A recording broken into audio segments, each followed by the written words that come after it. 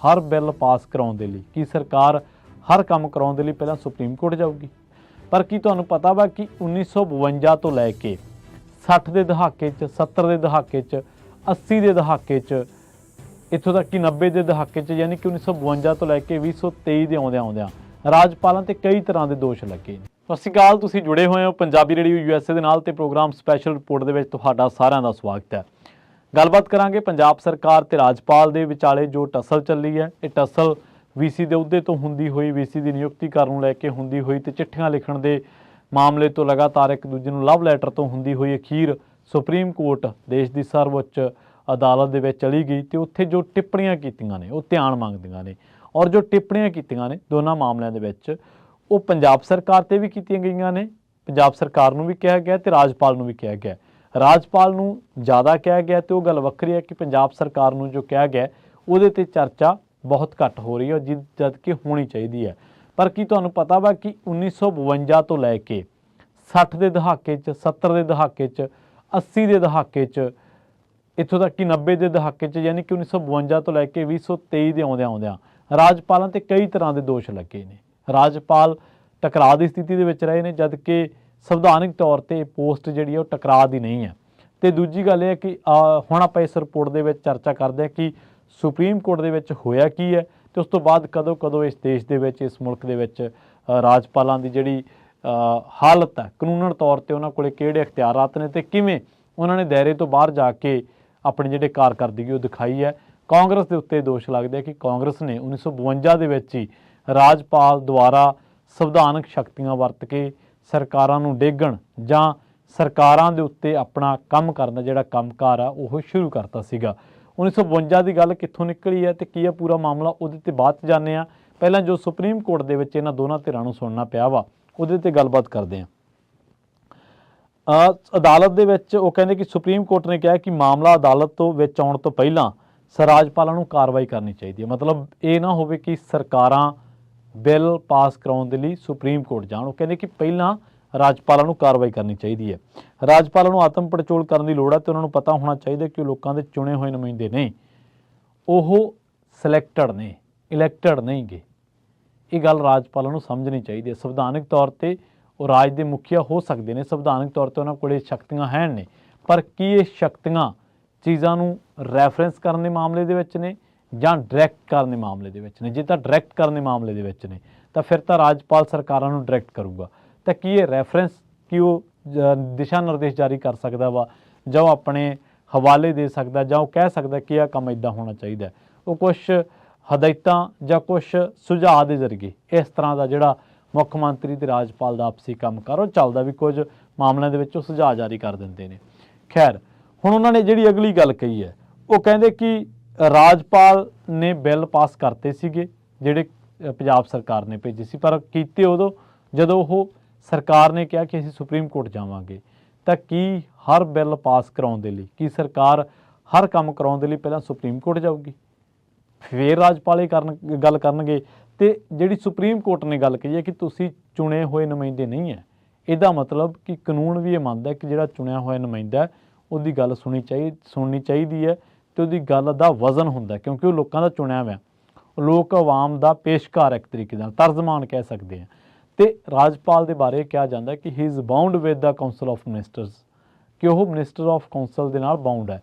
ਔਰ ਦੂਜੀ ਗੱਲ ਕਿ ਟਕਰਾਅ ਦੀ ਸਥਿਤੀ ਦੇ ਵਿੱਚ ਨਹੀਂ ਪੈਣਾ ਚਾਹੀਦਾ। ਟਕਰਾਅ ਦੀ ਸਥਿਤੀ ਦੇ ਵਿੱਚ ਤਾਂ ਤੁਸੀਂ ਦੇਖੋ ਕਿ ਕਿੰਨੀਆਂ ਸਟੇਟਾਂ ਨੇ ਜਿੱਥੇ ਰਾਜਪਾਲਾਂ ਦੇ ਨਾਲ ਟਕਰਾਅ ਦੇ ਮਾਮਲੇ ਦੇ ਵਿੱਚ ਰਾਜ ਸਰਕਾਰਾਂ ਨੂੰ ਸੁਪਰੀਮ ਕੋਰਟ ਜਾਣਾ ਪੈਂਦਾ ਵਾ। ਸੋ ਕੀ ਇਸ ਤਰੀਕੇ ਨਾਲ ਤੁਸੀਂ ਲੋਕਾਂ ਦਾ ਸਮਾਂ ਜਿਹੜਾ ਉਹ ਵੇਸਟ ਕਰਕੇ, ਲੋਕਾਂ ਦਾ ਧਨ ਜ਼ਾਇਆ ਕਰਕੇ ਤੇ ਫਿਰ ਤੁਸੀਂ ਜਿਹੜਾ ਵਿਚਾਲੜਾ ਰਾਹ ਵਾ ਉਹ ਕੱਢੋਗੇ? ਔਰ ਜਿਹੜੀ ਪੰਜਾਬ ਸਰਕਾਰ ਦੇ ਬਾਬਤ ਗੱਲ ਕਹੀ ਹੈ ਉਹ ਪੰਜਾਬ ਸਰਕਾਰ ਦੇ ਬਾਬਤ ਇਹ ਗੱਲ ਕਹੀ ਗਈ ਹੈ ਕੋਰਟ ਦੇ ਵਿੱਚ ਕਿ 6 ਮਹੀਨਿਆਂ ਦੇ ਅੰਦਰ ਜਿਹੜਾ ਸੈਸ਼ਨ ਆ, ਜਿਹੜਾ ਇਜਲਾਸ ਆ ਉਹ ਹੋਣਾ ਚਾਹੀਦਾ ਵਾ ਤੇ ਬਜਟ ਸੈਸ਼ਨ ਨੂੰ ਆਪਾਂ ਅੱਗੇ ਕੈਰੀ ਨਹੀਂ ਕਰ ਸਕਦੇ ਜਿਹੜਾ ਕਿ ਪੰਜਾਬ ਸਰਕਾਰ ਨੇ ਕੀਤਾ। ਸੋ ਇਹ ਤਾਂ ਹੁਣ ਸੁਪਰੀਮ ਕੋਰਟ ਦੇ ਵਿੱਚ ਜੋ ਹੋਇਆ ਉਹ ਹੈ। ਅਸਲ ਦੇ ਵਿੱਚ ਜਿਹੜਾ ਰਾਜਪਾਲਾਂ ਦੇ ਜ਼ਰੀਏ ਕੇਂਦਰ ਸਰਕਾਰਾਂ ਜਿਹੜੀਆਂ ਕਿ ਰਾਜ ਕਰਦੀਆਂ ਨੇ ਜਾਂ ਸਰਕਾਰਾਂ ਨੂੰ ਦਬਾਉਂਦੀਆਂ ਨੇ, ਉਹਨਾਂ ਨੇ ਕਿਸ ਤਰੀਕੇ ਦੇ ਨਾਲ 1952 ਤੋਂ ਇਹ ਕੰਮ ਸ਼ੁਰੂ ਕੀਤਾ ਸੀਗਾ। ਤੁਹਾਨੂੰ ਬਾਅਦ ਤਫਸੀਲ 1952, 59, 62, 66, 78 ਤੇ ਉਸ ਤੋਂ ਬਾਅਦ 90 ਦੇ ਵਿੱਚ ਜਾਂ 2000 ਦੇ ਵਿੱਚ ਕੀ ਕੁਛ ਹੁੰਦਾ ਹੋਇਆ ਤੁਹਾਨੂੰ ਦੱਸਦੇ ਆ। 1952 ਦੀ ਗੱਲ ਆ ਜਦੋਂ ਤਾਮਿਲਨਾਡੂ ਦੇ ਵਿੱਚ ਰਾਜਪਾਲ ਦੀ ਅਹੁਦੇ ਦੀ ਦੁਰਵਰਤੋਂ ਦਾ ਮਾਮਲਾ ਸਾਹਮਣੇ ਆ ਗਿਆ ਸੀਗਾ। ਸੰਯੁਕਤ ਮੋਰਚੇ ਦੇ ਬਜਾਏ ਸੰਯੁਕਤ ਮੋਰਚੇ ਕੋਲੇ ਜ਼ਿਆਦਾ ਵਿਧਾਇਕ ਸੀਗੇ, ਜ਼ਿਆਦਾ ਐਮਐਲਏ ਜਿੱਤੇ ਸੀਗੇ। ਮਦਰਾਸ ਦੀ ਘਟਨਾ ਜਿਹੜਾ ਕਿ ਹੁਣ ਤਾਮਿਲਨਾਡੂ ਹੈ। ਘੱਟ ਵਿਧਾਇਕਾਂ ਵਾਲੀ ਜਿਹੜੀ ਕਾਂਗਰਸ ਸੀਗੀ ਉਹਦੇ ਨੇਤਾ ਸੀ ਰਾਜ ਗੋਪਾਲਚਾਰੀ ਨੂੰ ਸਰਕਾਰ ਬਣਾਉਣ ਦੇ ਲਈ ਸੱਦਾ ਦਿੱਤਾ ਗਿਆ ਸੀਗਾ, ਜਿਹੜੇ ਉਸ ਸਮੇਂ ਵਿਧਾਇਕ ਵੀ ਨਹੀਂ ਬਣੇ ਸੀਗੇ। ਸੋ ਕਾਂਗਰਸ ਨੇ ਇਹਦੀ ਸ਼ੁਰੂਆਤ 1952 ਦੇ ਵਿੱਚ ਹੀ ਕਰਤੀ ਸੀ। ਕੇਰਲ ਦੇ ਵਿੱਚ 1959 ਦੇ ਵਿੱਚ ਭਾਰਤ ਦੇ ਵਿੱਚ ਕਮਿਊਨਿਸਟ ਪਾਰਟੀ ਦੀ ਸਰਕਾਰ EMS ਨੰਬੂਰੀਬਾਦ ਦੇ ਅਗਵਾਈ ਦੇ ਵਿੱਚ ਸਾਲ 1957 ਦੇ ਵਿੱਚ ਚੁਣੀ ਜਾਂਦੀ ਹੈ। ਪਰ ਮੁਕਤੀ ਸੰਗਰਾਮ ਦੇ ਬਹਾਨੇ ਜਿਹੜਾ ਕਿ ਉਦੋਂ ਚੱਲ ਰਿਹਾ ਸੀਗਾ, ਤਤਕਾਲੀ ਜਿਹੜਾ ਕਾਂਗਰਸ ਸਰਕਾਰ ਨੇ 1959 ਦੇ ਵਿੱਚ ਇਹਨੂੰ ਬਰਖਾਸਤ ਕਰ ਦਿੱਤਾ। ਪਰ ਇਹ ਦੇਸ਼ ਦੇ ਪਹਿਲੇ ਪ੍ਰਧਾਨ ਮੰਤਰੀ ਤੇ ਆਜ਼ਾਦੀ ਦੇ ਜਿਹੜੇ ਜਵਾਹਰ ਲਾਲ ਨਹਿਰੂ ਜਿਨ੍ਹਾਂ ਨੇ ਲੜੀ ਸੀ ਆਜ਼ਾਦੀ ਉਹਦੀ ਲੜਾਈ, ਉਹਨਾਂ ਦਾ ਜਿਹੜਾ ਉਹ ਕਾਰਜਕਾਲ ਉਦੋਂ ਚੱਲ ਰਿਹਾ ਸੀਗਾ। ਇਹ ਖਬਰਾਂ ਆਈਆਂ ਕਿ ਉਦੋਂ ਉਹਨਾਂ ਨੇ CIA ਅਮਰੀਕਾ ਦੀ ਜਿਹੜੀ ਖੁਫੀਆ ਏਜੰਸੀ ਉਹਦੇ ਹਵਾਲੇ ਦੇ ਨਾਲ ਜਿਹੜਾ ਟਕਰਾਅ ਦੇ ਕਰਕੇ ਸਰਕਾਰ ਨੇ ਅਜਿਹਾ ਕੀਤਾ। ਕੇਰਲ ਦੇ ਵਿੱਚ ਪਹਿਲੀ ਵਾਰੀ ਉਦੋਂ ਸੱਤਾ ਜਿਹੜੀ ਆ ਉਹ ਇਸ ਤਰੀਕੇ ਦੇ ਨਾਲ ਬਦਲੀ ਗਈ ਸੀਗੀ। ਉਹ ਕਿਹਾ ਗਿਆ ਸੀਗਾ ਕਿ ਇਹ ਪਹਿਲੀ ਸਰਕਾਰ ਸੀ ਜਿਹਦੇ ਵਿੱਚ ਕਾਂਗਰਸ ਸੱਤਾ ਦੇ ਵਿੱਚ ਨਹੀਂ ਸੀ, ਇਸ ਕਰਕੇ ਇਹਨੂੰ ਬਦਲ ਦਿੱਤਾ ਗਿਆ ਸੀ। ਹਰਿਆਣੇ ਦੇ ਵਿੱਚ 1982 ਦੇਵੀ ਲਾਲ ਦੀ ਅਗਵਾਈ ਦੇ ਵਿੱਚ ਲੋਕ ਦਲ ਸਰਕਾਰ ਬਣਾਉਂਦਾ ਵਾ 1979 ਦੇ ਵਿੱਚ। 1982 ਦੇ ਵਿੱਚ ਭਜਨ ਲਾਲ ਨੇ ਦੇਵੀ ਲਾਲ ਦੇ ਕਈ ਵਿਧਾਇਕਾਂ ਨੂੰ ਆਪਣੇ ਪੱਖ ਦੇ ਵਿੱਚ ਕਰ ਲਿਆ। ਹਰਿਆਣਾ ਦੇ ਉਦੋਂ ਦੇ ਰਾਜਪਾਲ GD ਤਵਾਸੇ ਨੇ ਭਜਨ ਲਾਲ ਨੂੰ ਸਰਕਾਰ ਬਣਾਉਣ ਦੇ ਲਈ ਸੱਦਾ ਦਿੱਤਾ। ਰਾਜਪਾਲ ਦੇ ਇਸ ਫੈਸਲੇ ਦੇ ਖਿਲਾਫ ਚੌਧਰੀ ਦੇਵੀ ਲਾਲ ਨੇ ਰਾਜ ਭਵਨ ਪਹੁੰਚ ਕੇ ਆਪਣਾ ਵਿਰੋਧ ਜਤਾਇਆ ਸੀਗਾ। ਉਹਨਾਂ ਨੇ ਨਾਲ ਹੀ ਦੇਵੀ ਲਾਲ ਆਪਣੇ ਨਾਲ ਦਿੱਲੀ ਦੇ ਇੱਕ ਹੋਟਲ ਦੇ ਵਿੱਚ ਆ ਗਏ ਵਿਧਾਇਕਾਂ ਨੂੰ ਲੈ ਕੇ, ਪਰ ਉਦੋਂ ਵਿਧਾਇਕ ਇੱਥੋਂ ਨਿਕਲਣ ਦੇ ਵਿੱਚ ਕਾਮਯਾਬ ਰਹੇ ਤੇ ਭਜਨ ਲਾਲ ਨੇ ਵਿਧਾਨ ਸਭਾ ਦੇ ਵਿੱਚ ਆਪਣਾ ਬਹੁਮਤ ਸਾਬਤ ਕਰ ਦਿੱਤਾ ਸੀਗਾ। ਜੰਮੂ ਕਸ਼ਮੀਰ ਦੇ ਵਿੱਚ 1984 ਦੇ ਵਿੱਚ ਜੰਮੂ ਕਸ਼ਮੀਰ ਦੇ ਵਿੱਚ ਰਾਜਪਾਲ BK ਨਹਿਰੂ ਜਿਹੜੇ ਆ ਉਹ ਕੇਂਦਰ ਦੇ ਦਬਾਅ ਦੇ ਬਾਵਜੂਦ ਫਾਰੂਕ ਅਬਦੁੱਲਾ ਦੀ ਅਗਵਾਈ ਵਾਲੀ ਰਾਜ ਸਰਕਾਰ ਦੇ ਖਿਲਾਫ ਰਿਪੋਰਟ ਭੇਜਣ ਤੋਂ ਇਨਕਾਰ ਕਰ ਦਿੱਤਾ। ਉਸ ਤੋਂ ਬਾਅਦ ਉਹਨਾਂ ਦਾ ਤਬਾਦਲਾ ਕਰ ਦਿੱਤਾ ਗਿਆ ਗੁਜਰਾਤ ਦੇ ਵਿੱਚ ਤੇ ਰਾਜਪਾਲ ਭੇਜ ਕੇ ਦੂਜਾ ਮਨਮਾਫਿਕ ਰਿਪੋਰਟ ਮੰਗਵਾਈ ਗਈ ਤੇ ਫਿਰ ਰਾਜ ਸਰਕਾਰ ਨੂੰ ਬਰਖਾਸਤ ਕਰ ਦਿੱਤਾ ਗਿਆ। ਇਸੇ ਤਰ੍ਹਾਂ ਆਂਧਰਾ ਪ੍ਰਦੇਸ਼ ਦੇ ਵਿੱਚ 1983 ਦੀ ਗੱਲ ਹੈ ਜਦੋਂ NT ਰਾਮਾ ਰਾਓ ਦੇ ਅਗਵਾਈ ਦੇ ਵਿੱਚ ਗੈਰ ਕਾਂਗਰਸੀ ਸਰਕਾਰ ਬਣੀ ਸੀ, ਯਾਨੀ ਕਿ ਕਾਂਗਰਸ ਦੀ ਨਹੀਂ ਸਰਕਾਰ ਬਣੀ ਸੀ। 1984 ਦੇ ਵਿੱਚ ਤੇਲਗੂ ਦੇਸ਼ਮ ਪਾਰਟੀ ਦੇ ਨੇਤਾ ਤੇ ਮੁੱਖ ਮੰਤਰੀ NT ਰਾਮਾ ਰਾਓ ਦੀ ਹਾਰਟ ਸਰਜਰੀ ਨੂੰ ਅਚਾਨਕ ਉਹਨਾਂ ਦੀ ਹੋਣੀ ਸੀ ਤੇ ਉਹਨਾਂ ਨੂੰ ਵਿਦੇਸ਼ ਜਾਣਾ ਪਿਆ 1984 ਦੇ ਵਿੱਚ। ਇੰਦਰਾ ਗਾਂਧੀ ਨੇ ਇਸ ਮੌਕੇ ਦਾ ਫਾਇਦਾ ਚੁੱਕਿਆ ਤੇ ਰਾਸ਼ਟਰਪਤੀ ਸ਼ਾਸਨ ਲਾ ਕੇ ਸਰਕਾਰ ਨੂੰ ਬਰਖਾਸਤ ਕਰ ਦਿੱਤਾ। ਉਸ ਤੋਂ ਬਾਅਦ ਉਦੋਂ ਦੇ ਵਿੱਤ ਮੰਤਰੀ N ਭਾਸਕਰ ਰਾਵ ਨੇ ਦਾਅਵਾ ਕੀਤਾ ਕਿ TDP ਦੇ ਵਿਧਾਇਕਾਂ ਦਾ ਬਹੁਮਤ ਉਹਨਾਂ ਦੇ ਕੋਲੇ ਆ। ਉਹਨਾਂ ਦੇ ਇਸ ਦਾਅਵੇ ਨੂੰ ਮੰਨਦਿਆਂ ਰਾਜਪਾਲ ਨੇ ਸਰਕਾਰ ਨੂੰ ਬਰਖਾਸਤ ਕਰ ਦਿੱਤਾ। ਬਾਅਦ ਦੇ ਵਿੱਚ ਰਾਮਾ ਰਾਵ ਫਿਰ ਮੁੱਖ ਮੰਤਰੀ ਬਣੇ ਸਨ। ਇਸ ਗੱਲ ਨੂੰ ਵੀ ਸੁਪਰੀਮ ਕੋਰਟ ਇਸ ਗੱਲ ਨੂੰ ਵੀ ਜਿਹੜਾ ਉਹ ਮੰਨਿਆ ਗਿਆ ਸੀਗਾ ਕਿ ਰਾਮਾ ਰਾਵ ਦੇ ਨਾਲ ਧੱਕਾ ਹੋਇਆ। ਮਾਫ ਕਰਨਾ। ਕਰਨਾਟਕ ਦੇ ਵਿੱਚ 1999 ਕਰਨਾਟਕ ਦੇ ਵਿੱਚ 1983 ਦੇ ਵਿੱਚ ਪਹਿਲੀ ਵਾਰ ਜਨਤਾ ਪਾਰਟੀ ਦੀ ਸਰਕਾਰ ਬਣੀ।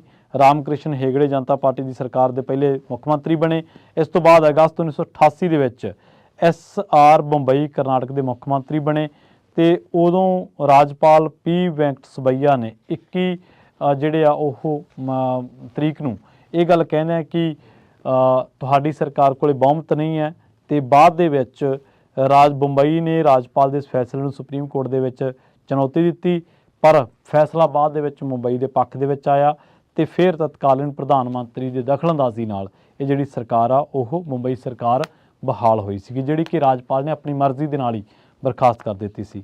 ਝਾਰਖੰਡ ਦੇ ਵਿੱਚ 2005 ਦਾ ਮਾਮਲਾ, ਬਿਹਾਰ ਦੇ ਵਿੱਚ 2005 ਦਾ ਮਾਮਲਾ, ਕਰਨਾਟਕ ਦੇ ਵਿੱਚ 2009 ਦਾ ਮਾਮਲਾ, ਗੁਜਰਾਤ ਦੇ ਵਿੱਚ 1996 ਦਾ ਮਾਮਲਾ, ਇਹ तमाम ਉਹ ਮਾਮਲਾਤ ਨੇ, ਉਹ ਕੇਸ ਨੇ ਜਿਨ੍ਹਾਂ ਦੇ ਵਿੱਚ ਰਾਜਪਾਲ ਨੇ ਆਪਣੀ ਟਸਲ ਦੇ ਚੱਲਦਿਆਂ ਰਾਜਪਾਲ ਨੇ ਦਿੱਲੀ ਦੇ ਇਸ਼ਾਰੇ ਤੇ ਕੇਂਦਰੀ ਸੱਤਾ ਦੇ ਇਸ਼ਾਰੇ ਤੇ ਚੱਲਦਿਆਂ ਉੱਥੋਂ ਦੀ ਸਰਕਾਰ ਨੂੰ ਠਿੱਠ ਕੀਤਾ, ਤੰਗ ਕੀਤਾ, ਪਰੇਸ਼ਾਨ ਕੀਤਾ ਤੇ ਉੱਥੇ ਸਰਕਾਰ ਫਿਰ ਬਦਲੀ ਤੇ ਬਾਅਦ ਦੇ ਵਿੱਚ ਕੋਈ ਸਰਕਾਰ ਅਦਾਲਤਾਂ ਦੇ ਜ਼ਰੀਏ ਬਣੀ, ਕੋਈ ਸਰਕਾਰ ਲੋਕ ਵਿਰੋਧ ਦੇ ਜ਼ਰੀਏ ਬਣੀ। ਇਸ ਤਰੀਕੇ ਦੇ ਨਾਲ ਕੰਮਕਾਰ ਹੋਇਆ ਤੇ ਹੁਣ ਇੱਕ ਵਾਰ ਫਿਰ ਪੰਜਾਬ ਦੇ ਸੰਦਰਭ ਦੇ ਵਿੱਚ ਦੋਹਾਂ ਧਿਰਾਂ ਨੂੰ ਹੀ ਝਾੜਾਂ ਪਈਆਂ ਨੇ। ਰਾਜਪਾਲ ਨੂੰ ਕਿਹਾ ਗਿਆ ਸਰਕਾਰ ਨੂੰ ਕਿ ਅਦਾਲਤ ਵੱਲੋਂ ਕਿ ਤੁਸੀਂ ਚੁਣੇ ਹੋਏ ਨੁਮਾਇੰਦੇ ਨਹੀਂ ਹੈ, ਤੁਹਾਡਾ ਕੰਮ ਸਰਕਾਰ ਦੇ ਨਾਲ ਇੱਟ ਖੜਿੱਕਾ ਲੈਣਾ ਨਹੀਂ ਹੈ, ਤੁਹਾਡਾ ਕੰਮ ਸਰਕਾਰ ਦੇ ਨਾਲ ਰਾਬਤਾ ਬਣਾ ਕੇ ਚੱਲਣਾ ਹੈ। ਠੀਕ ਹੈ, ਕੁਝ ਮਾਮਲਿਆਂ ਦੇ ਵਿੱਚ ਮੁੱਖ ਮੰਤਰੀ ਦੀ ਭਾਸ਼ਾ, ਲਵ ਲੈਟਰ ਵਾਲਾ ਮਸਲਾ ਜਾਂ ਹੋਰ ਉਹਨਾਂ ਨੇ ਕਿਹਾ ਸੀਗਾ ਕਿ ਮੈਂ 3 ਕਰੋੜ ਲੋਕਾਂ ਨੂੰ ਜਵਾਬ ਦਿਆਂ, ਮੈਂ ਰਾਜਪਾਲ ਨੂੰ ਜਵਾਬ ਦੇ ਨਹੀਂ ਹੈ, ਤਾਂ ਉਦੋਂ ਵੀ ਸੁਪਰੀਮ ਕੋਰਟ ਨੇ ਉਹਨਾਂ 'ਤੇ ਟਿੱਪਣੀ ਕੀਤੀ ਸੀਗੀ। ਉਦੋਂ ਵੀ ਸੁਪਰੀਮ ਕੋਰਟ ਨੇ ਡਾਇਰੈਕਸ਼ਨ ਜਾਰੀ ਕੀਤੀਆਂ ਸਨ। ਸੋ ਕੀ ਪੰਜਾਬ ਦੀ ਸਰਕਾਰ ਤੇ ਪੰਜਾਬ ਦਾ ਰਾਜਪਾਲ ਸਿਰਫ ਅਦਾਲਤਾਂ ਦੇ ਵਿੱਚ ਜਾ ਕੇ ਅਦਾਲਤੀ ਫਟਕਾਰ ਤੋਂ ਬਾਅਦ ਹੀ ਗੱਲ ਕਰਨਗੇ ਪੰਜਾਬ ਦੇ ਲੋਕਾਂ ਦਾ ਧਨ ਜ਼ਾਇਆ ਹੋ ਰਿਹਾ, ਪੰਜਾਬ ਦੇ ਲੋਕਾਂ ਦੇ ਮਸਲਿਆਂ ਦੀ ਗੱਲ ਨਹੀਂ ਹੋ ਰਹੀ, ਪੰਜਾਬ ਦੇ ਵਿਧਾਨ ਸਭਾ ਸੈਸ਼ਨ ਨੂੰ ਗੈਰ ਕਾਨੂੰਨੀ ਤਾਂ ਕਿਹਾ ਜਾਂਦਾ ਹੈ।